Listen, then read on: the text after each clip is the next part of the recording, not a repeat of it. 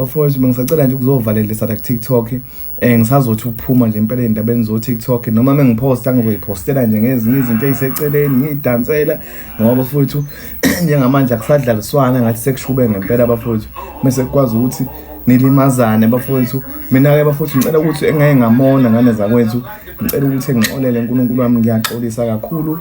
Mina ngisuke ngiyidlalela kwakusemnandi ku-TikTok kuseyingane sisadlala sisayijovanela nontanga yethu. Vele mina-ke angihlangane nawo konke lokho kulontuzana bafowethu, kodwa engeke ngamnyathela mhlawumbe wanyathela kabuhlungu noma kakhuluma kabuhlungu naye, ngicela ukuthi ngixolele bafowethu.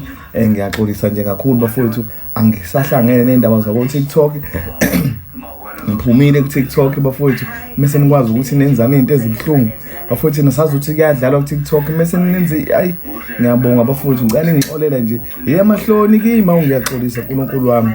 Ukuthi kube nzima-ke bafowethu lapha ko-TikTok nasey'nkundleni zokuxhumana. Abantu abaningi baqalile bayakhuluma emva kokuvela kwey'ndaba zokuthi kudutshulwe kwabulawa kensizwa yaziwa-ke ngoDubula ku-TikTok.